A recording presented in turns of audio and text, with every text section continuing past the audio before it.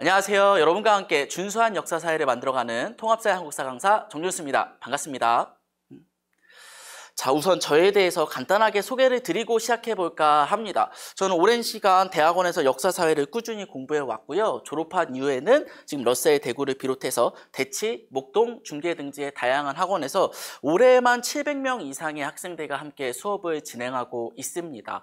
오늘은요, 2026년 통합사회 한국사에 대해서 간단하게 말씀드리러 나왔는데요. 두 과목의 중요성, 그리고 두 번째 난이도, 세 번째 어떻게 대비해야 되는가 대비 전략까지 말씀드리고 마무리 짓도록 하겠습니다. 자, 우선 첫 번째 두 과목의 중요성부터 알아보도록 하죠. 이 영상을 보고 계시는 분들도 아마 통합사회 한국사 그거 암기 과목 아니야? 뭐가 중요해? 지금 국영수 하기도 바빠 죽겠는데 이렇게 생각하신 분들 꽤 계실 겁니다. 근데 고등학교 때부터는요, 약간 상황이 달라지는데요. 크게 두 가지 이유 때문입니다. 첫 번째는요, 두 과목이 고1 대신해서 7학점을 차지하게 되었습니다.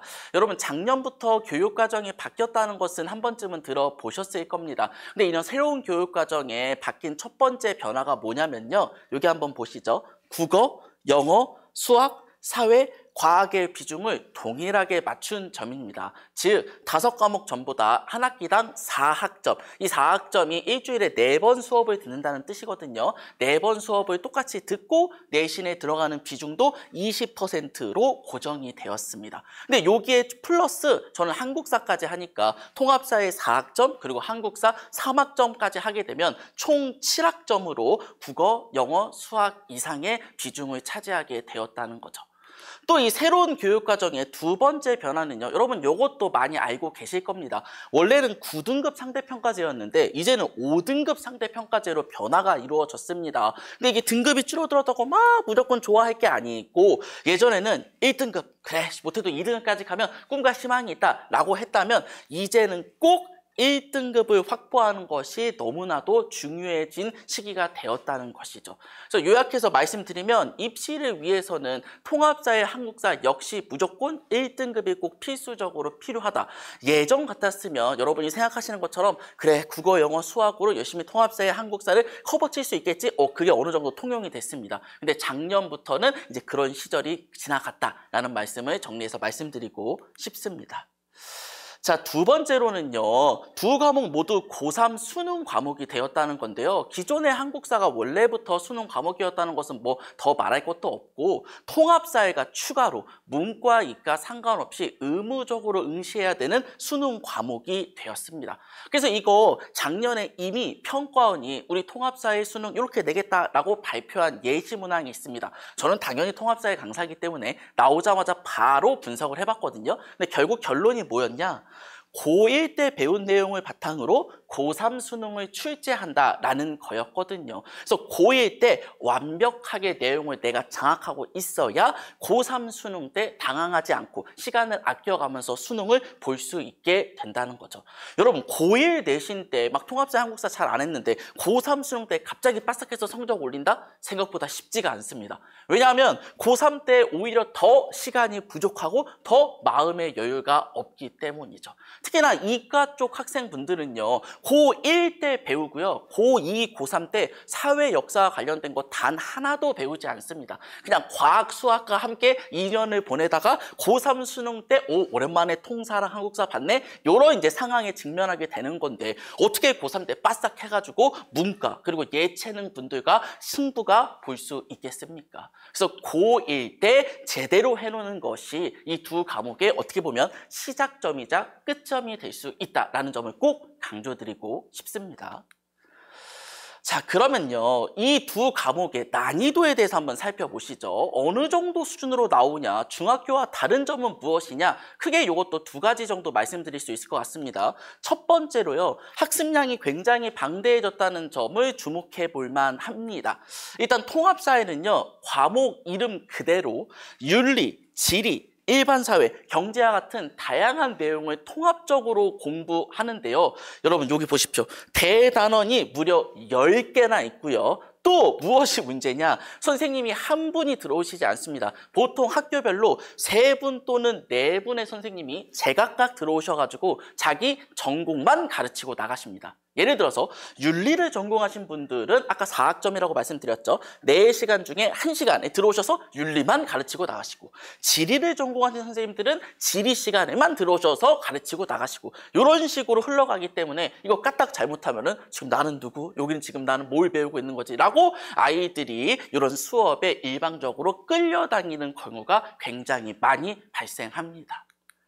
이 한국사도 만만치 않은데요. 한국사도 한번 보시죠. 중학교 때만 해도 우리가 그나마 잘 알고 있는 전근대사, 조선시대사까지를 보통 전근대사라고 합니다. 전근대사를 중심으로 배웠다면 고등학교 때는요, 1학기 중간고사 때 이 전근대사가 모두 끝납니다. 조선시대까지를 빡 하고 끝내버리고요.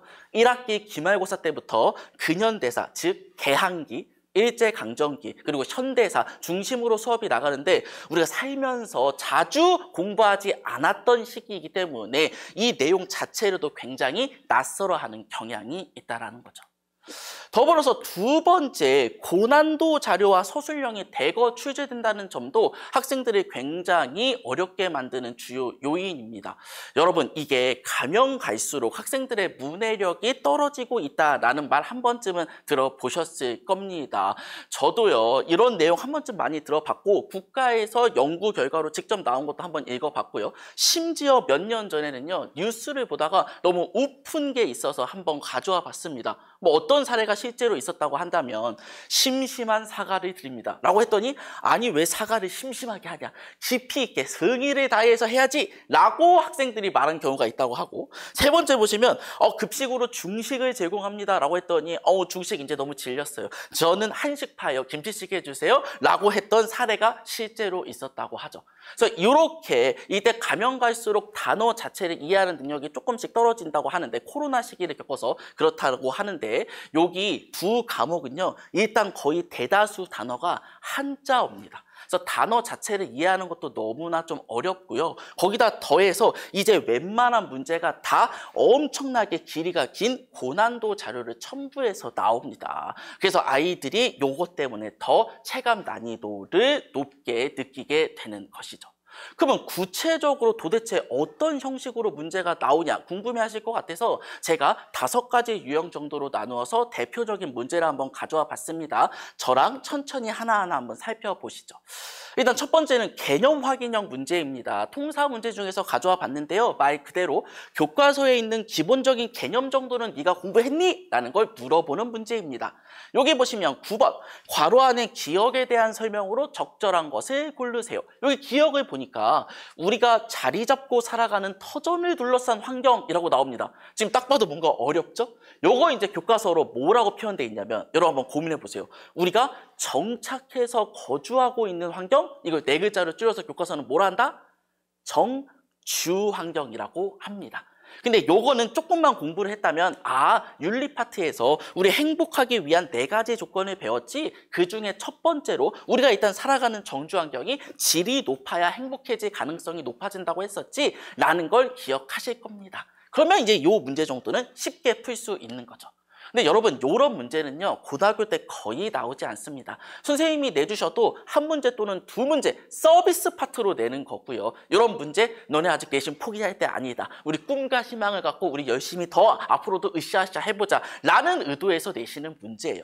그래서 이 2번째부터가 진짜 현실입니다. 2번째 가장 대표적인 문제 유형이 뭐냐면, 자료를 주고 그걸 네가 분석할 수 있니? 라는 걸 물어보는 자료 분석형 문제입니다.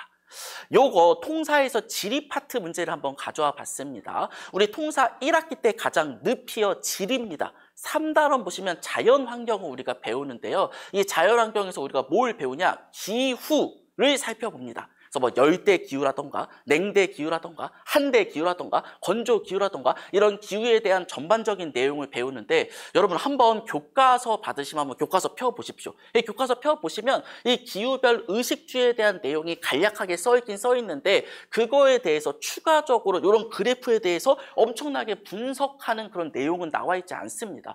이런 그래프는 보통 교과서별로 조금씩 다른데, 교과서에 아예 실려있지 않는 교과서도 있고요, 실려 있어도 앞뒤 첨부 자료로 붙여있는 정도입니다. 근데 막상 문제를 낼 때는 뭘 낸다? 이 그래프를 내서 문제가 된다는 거죠. 그래서 이제 학생들도 저도 이제 환장하게 되는 게 이 그래프를 일일이 분석하게 되는 요 문제이기 때문입니다. 그래서 여기 보시면 이거 지리 파트에서 왜 이런 그래프를 주로 내느냐? 결국 결론은 이겁니다. 지리 선생님들은 보통 추가적인 프린트 또는 부교재를 꼭 웬만해서는 수업 시간에 활용하시고요. 그때 원래 고2, 고3 때 배워야 할 사탐, 세계지리라던가 한국지리와 관련된 심화 내용을 미리 끌어다가 수업을 하십니다. 그러니까 이 말은 즉 우리가 교과서에 있는 내용만 달달 외운다고 되는 것이 아니고 관련된 심화 내용을 미리 예습을 해야 되고요. 나아가서 그 예습한 내용을 요거 그래프에 적용하는 연습까지 해야 이런 문제를 풀 수 있다라는 거죠. 그래서 이제 이런 문제 나오고 이제 학생들이 좌절해서 중간고사 끝나고 저 찾아오고 기말고사 끝나고 저 찾아오고 시험이 끝날 때마다 찾아옵니다. 그래서 찾아와서마다 저한테 맨날 공통적으로 하는 얘기가 뭐냐면 선생님 저 중학교에 비해서 훨씬 더 열심히 공부했습니다. 아니 중학교에 비해서 교과서에 있는 내용 거의 달달달 외웠고요. 거의 단어 하나하나 빠짐없이 기억했는데 문제가 안 풀려요. 암기만 했기 때문입니다. 암기만 했기 때문에. 고등학교 때는 단순하게 개념을 암기했다고 해서 절대 고득점이 나오지 않습니다. 개념 암기는 정말 기본 오브 기본이고요. 그거를 이런 자료에 적용하는 연습까지 해야 고득점이 나온다. 이런 자료 분석하는 연습을 안 하면 고득점이 생각보다 쉽지 않습니다. 자, 그럼 세 번째 유형 볼까요? 세 번째는 논리사고형 문제이고요. 저는 게임형이라고 부르기도 합니다. 이거 학교 선생님들이요. 꼭 요새는 한두 문제씩 이렇게 내는데 우리 한번 게임을 풀어볼까? 막 우리 즐겁지? 라고 하지만 학생들은 전혀 즐거워하지 않는 문제 유형이 바로 이것이라 할 수 있겠습니다. 여기 보시면요. 12번 어떤 형성평가를 하고 있는데 여기 어떤 설명에 대해서 OX로 일단 답해 보시고 이 OX를 옳게 답했으면 1점, 틀리게 답했으면 0점을 부여하라. 요새는 문제가 어렵게 나와가지고요. 옳으면 1점, 틀리면 마이너스 2점을 해라. 이런 식의 조건을 붙이는 문제까지 나오고 있습니다. 그러니까 이런 문제를 풀려면 일단 요 설명에 대해서 지금 요 문제에서 주어진 학생이 옳게 답했는가, OX를 옳게 했는가를 일단 1차적으로 생각하셔야 되고 그 옆에 꼭 옳게 답했으면 1, 틀리게 답했으면 0 또는 마이너스 1 이런 식으로 점수를 쓴 다음에 총점을 구하는 연습을 해야 됩니다. 그러니까 이게 딱 즉각적으로 답이 나오는 문제가 아니고 2번, 많게는 3번에 걸쳐서 논리적으로 계속 생각해야 풀 수 있는 이런 문제 유형이 나오기 때문에 만약에 이런 다양한 유형의 문제를 풀어보지 않은 학생이라면 당황해서 이런 문제를 엄청나게 틀려오고는 합니다. 자, 네 번째 볼까요? 이제 한국사 문제도 조금 몇 개 보겠습니다. 한국사의 가장 대표적인 문제가 사료를 주고 너가 이 사료 해석할 수 있어? 라고 물어보는 문제입니다. 이게 이제 중학교와 가장 다른 점인데요. 여러분 중학교 때 우리 한국사 시험 한번 생각해 봅시다. 보통 이런 식으로 나옵니다. 옳은 거, 옳지 않은 거. 그래서 하루 전에만 달달달 외우면 오케이, 바로 이게 O지, 바로 X지 라고 답을 고르고 누구나 90점, 누구나 A를 받을 수 있었던 게 중학교 수준입니다.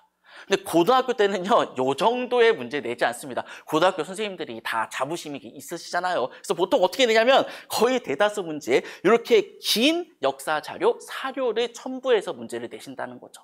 그래서 여기 보시면 쭉 글을 일단 읽어야 됩니다. 읽으면서 영락 구현, 영락? 신라가 사신을 보내가지고 왕에게 도와달라고 요청했다고 하네. 그러니까 그 왕이 오케이 콜 군대를 내려보내서 신라를 도와줬다네. 요렇게 글을 읽고 힌트를 찾을 수가 있어야 됩니다. 그래서 이걸 봐서 여러분 이거 누군지 혹시 아시겠어요? 영락이란 연호를 썼고 신라를 도와줬다? 이거 우리가 누구나 다 알고 있는 그 왕입니다. 고구려 광개토 왕에 대한 설명이었어요. 그래서 이걸 보고 고구려 광개토 왕과 신라 뇌물 마리 간의 관계를 묻는 문제구나 라는 힌트를 찾아야 문제를 풀 수 있게끔 요새 출제가 되고 있습니다. 그러니까 한국사도 통사랑 똑같이 단순하게 이제 예전처럼 달달달달 웬다고 무조건 100점 나오는 거 절대 그렇게 안 됩니다. 제가 강사에 제 모든 걸 걸고 이렇게 말씀드리는데 고등학교에서 그 정도의 시험이 잘 나오지가 않습니다. 나와봤자 한두 문제밖에 안 나오고요. 보통 요 정도로 확 아예 난이도가 다른 문제가 나온다. 그래서 우리 이런 연습까지 해야 이 한국사도 1등급이 가능하다라는 말씀을 꼭 강조드리고 싶습니다. 자, 마지막 5번째 서술형 한번 보시죠. 여러분 서술형이 고등학교에서 굉장히 중요합니다. 서술형 보통 30에서 40점 정도가 서술형으로 나오고요. 제가 올해 담당하고 있던 학교 중에는 심지어 90%가 서술형인 학교도 있었습니다. 이게 서술형의 비중이 높아지는 게 새로운 교육과정의 추세인데, 이게 대표적인 가장 추세인데, 그래서 우리 중학교와 다르게 서술형도 조금 더 집중적으로 준비할 필요가 있다는 거죠.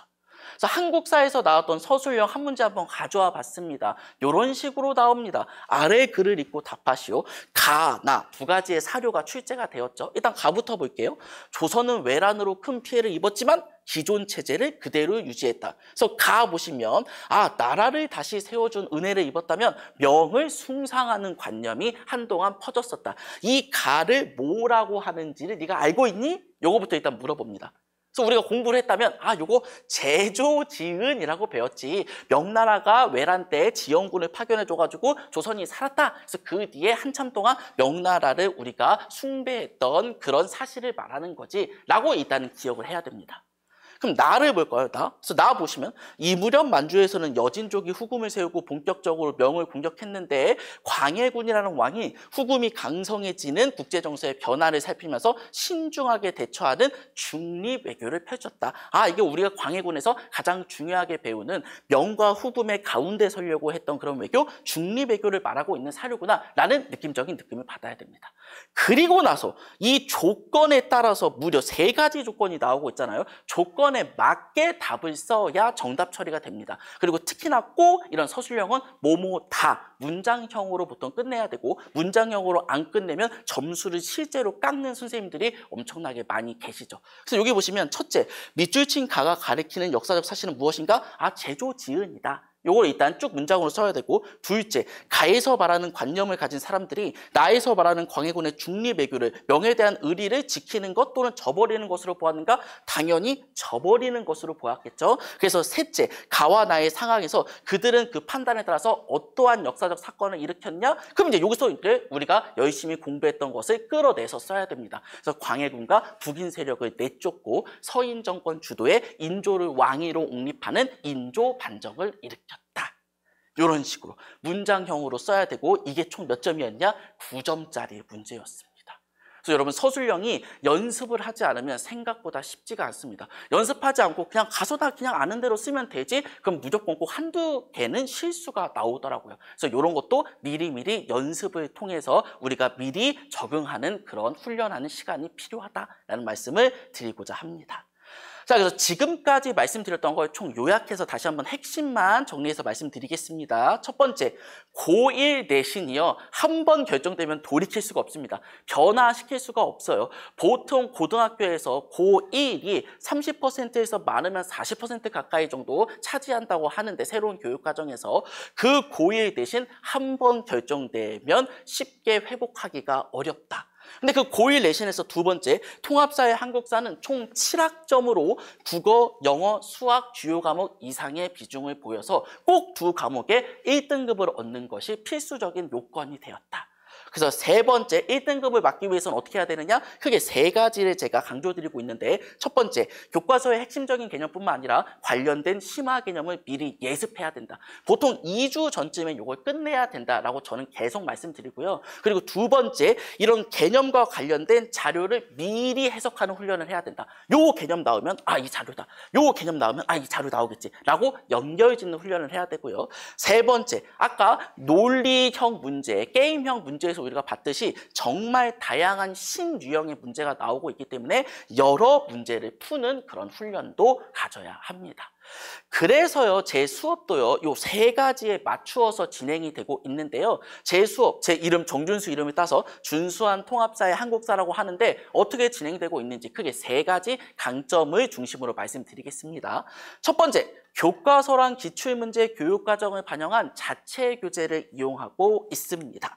여러분, 이게 제가 실제로 수업 때 활용하는 자체 교재 일부를 가져와 봤는데요. 통합사의 8종, 그리고 한국사 구조의 교과서를 쫙 이렇게 펼쳐놓고 제가 일일이 다 눈으로 비교했습니다. 그래서 교과서에서 공통적으로 강조하고 있는 주요 내용을 쫙 요약해서 여러분 제발 먹기만 해라, 제가 떠먹여줄게, 이런 마음가짐으로 이렇게 소단원별로 교재를 만들었습니다. 그래서 저랑 PPT를 보면서 핵심적인 내용 이렇게 빈칸을 채워보면서 일단 첫 번째 개념을 공부하고요.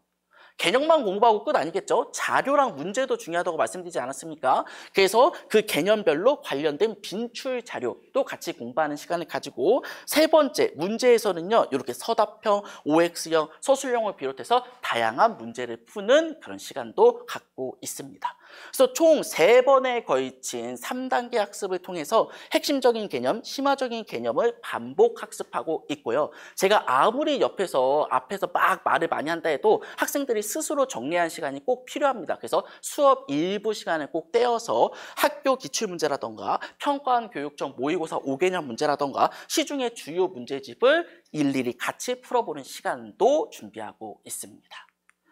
자, 두 번째로는요, 확실한 개념과 풍부한 사례 수업이라고 말씀드리고 싶습니다. 여러분 여기 보시면요, 제가 수업 시간에 실제로 사용하는 그런 PPT를 한번 가져와 봤습니다. 저는 웬만하면 수업 시간에 꼭 PPT를 이용하는 편인데 그게 아이들 눈에도 더 잘 보이기도 할 뿐만 아니라 이 개념과 관련된 사료, 그리고 통합사회 관련해서는 여러 그래프라던가 지도 같은 것을 그 자리에서 즉각적으로 보여줄 수 있기 때문입니다. 그래서 여러분 이 자료 하면 요 개념이야, 요 개념 나오면 이렇게 자료에서 힌트를 얻어야 돼 라고 그때마다 훈련을 시키고 있습니다. 그래서 이런 확실한 개념, 풍부한 사례 수업을 통해서 정말 기초적인 단어부터 어려운 개념까지 명확하게 설명하고요. 그리고 고난도 자료에 일일이 적응하는 그런 시간도 가지고 있습니다.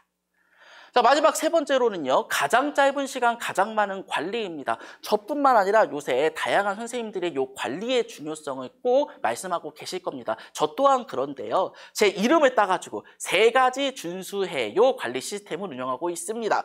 매일 준수해요, 매주 준수해요, 매월 준수해요가 바로 그건데, 매일 준수해요는 말 그대로 우리가 수업 끝나고 보통 일주일 뒤에 만나지 않습니까? 그래서 그 일주일 동안 매일 많이도 필요 없다, 나 통합사회 한국사 강사인 거 나도 너무 잘한다, 니네 다른 과목 하기 바빠 죽겠으니까 그래도 우리 양식껏 10분 정도는 복습하자. 그래서 10분 정도는 복습하고 우리가 문제를 풀 수 있을 정도의 과제를 제공하는 게 매일 준수해요고요.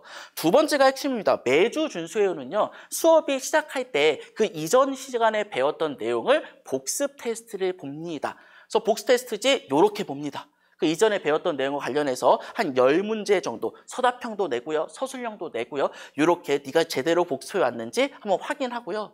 또 요새는 이런 식의 복습 테스트도 봅니다. 제 지금 시력이 계속 떨어지는 원인이 되는 게 바로 요건데, 제가 교과서에 있는 주요 단어 다 일일이 빈칸으로 뚫어놨습니다. 그리고 자료도 중요하니까 자료와 관련된 것도 빈칸으로 저렇게 빠방 뚫어놔서 너 공부했니? 라고 확인하는 시간을 가져서요. 보통 목표 점수 80점이거든요. 80점을 넘지 못하면 수업 끝나고 바로 남아서 저랑 아주 행복한 1대1 개인별 피드백을 갖는 시간을 갖고 있습니다.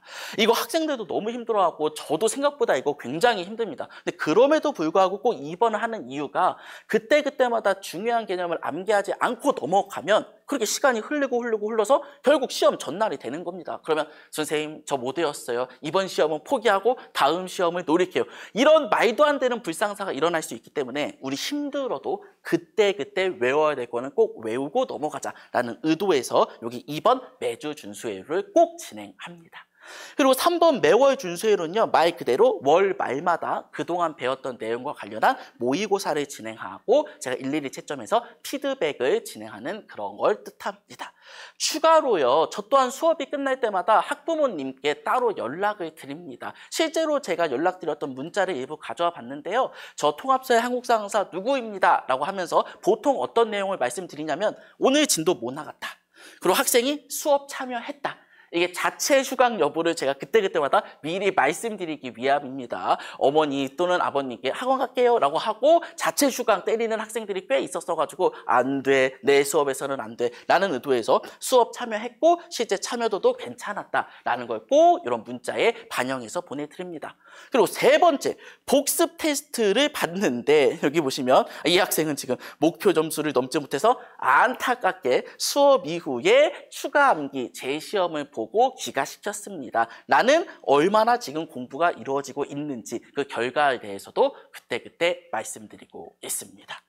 자, 이러한 제 수업 준수한 통합사회 한국사회가요 1월부터 개념 완성반이 열립니다. 1월, 2월 두 달에 걸쳐서 약 8주에 걸쳐서 1년치의 내용을 쭉 정리하는 시간인데요. 이때 뭐 할 거냐? 앞에서 말씀드린 것 중에서 가장 기본적인 핵심적인 개념을 쭉 한번 훑어볼 겁니다.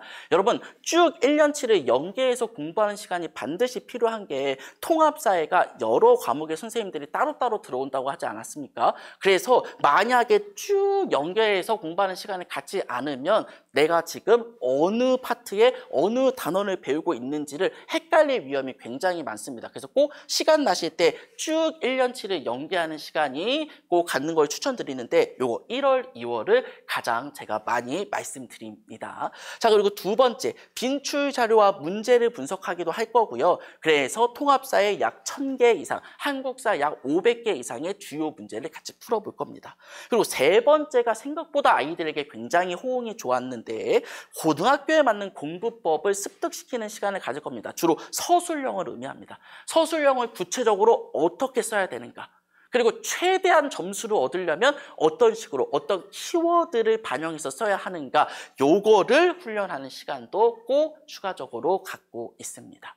그래서 1월, 2월이요. 제가 여기 써놓은 것처럼 통합사회 한국사 학습의 최적의 시기라고 저는 꼭 말씀드리고 싶은데 여러분 3월 되면요. 학교 입학하면 너무 정신없습니다. 3월 한 달 동안 학교에 적응하는 기간이고요. 4월 한 달 동안 빡세게 막 내신 준비해야 되는데 이때는 막 국어, 영어, 수학과 같은 주요 과목도 엄청나게 많은 시간을 투자해야 되기 때문에 현실적으로 통합사회 한국사에 그렇게 많은 시간을 투자할 여력이 없습니다. 그래서 제발 1월, 2월 그나마 조금 시간이 있을 때 꼭 한 바퀴 쭉 처음부터 끝까지 연계해서 공부를 하시고 그리고 3월부터 내신 대비, 학교별 내신 대비로 이어가시는 걸 추천드립니다. 자, 그래서 지금까지요 통합사회 한국사의 중요성 그리고 난이도 마지막으로 제 수업과 연관해서 대비 전략까지 말씀드렸는데 마지막으로 한 개만 더 말씀드리고 마무리 짓도록 하겠습니다. 여러분 여기 한번 PPT 봐주실래요? 이게 올해 제가 그냥 기억나는 성적 우수자를 한번 쭉 이렇게 한번 적어봤습니다. 생각보다 꽤 많죠. 네, 저도 열심히 했지만 학생분들도 너무 열정적으로 열심히 공부해 주셔가지고 남상고 수강생 전원 1등급 요걸 비롯해서 정화여고도 1등급이 나왔고 해화여고도 1등급이 나왔고 경상고도 1등급이 나왔고 너무나 많은 1등급이 배출됐습니다. 너무 감사한 마음뿐입니다. 그래서 이렇게 아이들과 열심히 공부를 하다 보니까 올해 너무나 많은 추억이 쌓이기도 했는데요. 제가 기억나는 거 몇 가지만 한번 또 가져와 봤습니다. 카톡에서 여기 보시죠. 존경하는 선생님이 주무시나요? 그러니까 노노노노 안 잔다 말하거라 라고 했더니 선생님 저 갑자기 여쭙게 있는데요. 환경권 안전권이 헌법에 명시되어 있나요? 그러니까 아까 기출에서 봤잖아. 34, 35조에 있어 라고. 이게 사실 시험 바로 전날이었습니다. 이미 직전 무광을 한 3시간 정도 하고 우리 내일 열심히 파이팅 해보자 라고 보냈는데 이 밤에 또 이렇게 연락이 와서 저도 거의 시험 전날에는 같이 밤을 새거든요. 새벽 2시, 3시까지 이렇게 같이 공부했던 기억. 그래서 아침이 됐습니다. 근데 얘랑 또 다른 애가 갑자기 또 연락이 옵니다. 선생님 너무 감사한데 너무 자신이 없어요. 이미 다른 과목이 다 망해서 다음 시험을 노려볼까 봐요. 라고 하면 또 아니야 통합사회 한국사는 너의 효자 과목이 될 수 있어. 우리 그 쌤이 어떻게 문제 낼지 이미 마음속에 들어가 봤잖아. 우리 긴장만 안 하면 돼. 라고 으쌰으쌰 했던 그런 기억. 그래서 시험이 끝나고 일부 아이들은 와 선생님 저 통합사회 한국사 100점이에요. 이거 다 선생님 덕분이에요. 라고 하면 아니야 네가 열심히 공부해서 그렇지. 라고 서로 부둥부둥 했던 기억. 그리고 이 친구는요 공부도 물론 열심히 했지만 자기 인생사에 대한 그런 저에게 조언을 많이 구했던 학생이에요. 선생님 저 고민이 있습니다. 뭐 어떻게 살아야 되나요? 그걸 왜 나에게 묻느냐? 내 인생도 내가 모르겠다 라고 말하면서 그래도 뭐 학생부 쓸 때 뭐 이렇게 해야 된다. 너 진로와 관련해서 이렇게 쓰는 게 좀 더 유리하겠다 라고 1년 동안 이렇게 연락을 주고받았던 기억. 마지막으로요, 제가 학부모님께 주기적으로 연락을 드리는데 보통 바쁘셔가지고 답장 잘 못 해주십니다. 근데 꼭 수업 끝날 때마다 이렇게 너무 감동적인 마지막 문자를 해주시는 분이 계십니다. 그래서 뭐 학생이 이렇게 해가지고 그동안 너무 감사했습니다라고 하니까 선생님 일요일마다 준수준수쌤 보러 간다고 이 아이가 너무 좋아했어요. 성적도 잘 나왔어요. 성적 둘 다 1등급 나왔습니다. 그래서 선생님 덕분에 학원 가는 걸 좋아해서 너무 감사했습니다. 라고 이런 답장을 받고 뭉클했던 기억. 이런 기억들이 올해에도 제 안에 차곡차곡 쌓였습니다. 그래서 이걸 통해서 제가 말씀드리고 싶은 거는 이제 저한테도 강사가 단순히 이제 직업을 넘어가지고 제 삶의 즐거움이자 보람이 되었다라는 건데요. 자, 1등급을 위한 단 하나의 선택. 올해 했던 것처럼 내년에도 다수의 1등급 배출하기 위해서 열심히 끝까지 한번 달려보겠습니다. 준수한 통합사의 한국사 선택하시는 거 후회 남지 않으시도록 저 끝까지 한번 열심히 해볼 테니까 여러분의 많은 기대 부탁드립니다. 긴 시간 내주셔서 정말 감사하고요. 다음에 꼭 다시 한번 뵙도록 하겠습니다. 감사합니다.